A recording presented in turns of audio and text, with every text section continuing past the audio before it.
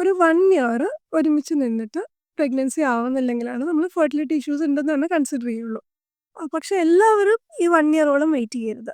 ആരൊക്കെയാണെന്ന് വെച്ചാൽ ഇപ്പം നമ്മുടെ ഫീമെയിൽ പാർട്ട്ണറിൻ്റെ ഏജ് ഒരു 35 ഇയേഴ്സിന് മേളിലാണെങ്കിൽ നമുക്ക് ഉയരൻ റിസർവ്സ് അഫക്റ്റഡ് ആയേക്കാം. അപ്പോൾ നമുക്കൊരു 1 ഇയർ വെയിറ്റ് ചെയ്യേണ്ട, 6 മന്ത്സിൽ തന്നെ we need to get evaluated.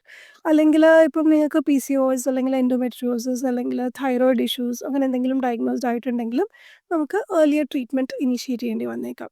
അല്ലെങ്കിൽ നിങ്ങൾക്ക് ഇറഗുലർ പീരിയഡ്സ് അല്ലെങ്കിൽ ആബ്സെന്റ് സൈക്കിൾസ് ആണെങ്കിൽ അത് സൂചിപ്പിക്കുന്ന ഓവുലേഷൻ ഇഷ്യൂസ് ഉണ്ടാവും എന്നുള്ളതാണ്.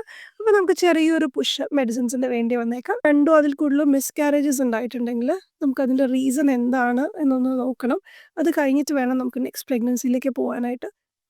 ഓൾസോ നിങ്ങൾക്ക് എന്തെങ്കിലും സർജറീസ് എന്തെങ്കിലും ചെയ്തിട്ടുണ്ടെങ്കിൽ, അതായത് വയറിൽ എന്തെങ്കിലും ഈവൻ ഗൈനക് സർജറീസ് എന്നല്ല, ഇപ്പം അപ്പൻഡിക്സിൻ്റെ സർജറി ഒക്കെ ചെയ്തിട്ടുണ്ടെങ്കിലും അകത്ത് ഒട്ടിപ്പിടുത്തങ്ങൾ ഉണ്ടാവാൻ, അഡിഷൻസ് ഉണ്ടാവാനുള്ള ചാൻസസും ട്യൂബൽ ഇഷ്യൂസ് ഉണ്ടാവാനുള്ള ചാൻസസും കൂടുതലാണ്. സിമിലർലി എന്തെങ്കിലും പെൽവിക് ഇൻഫെക്ഷൻസ് ഒക്കെ റെക്കറൻ്റ് ആയിട്ട് വന്നിട്ടുള്ളവരിലും ഈ സിമിലർ സിറ്റുവേഷൻ ആപ്ലിക്കബിൾ ആണ്.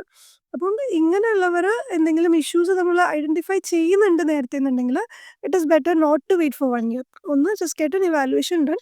ഇഫ് എവറിത്തിങ് ഈസ് ഓക്കെ നമുക്ക് 1 or 2 ഇയേഴ്സ് വെയിറ്റ് ചെയ്യുന്നതുകൊണ്ട് കുഴപ്പമില്ല.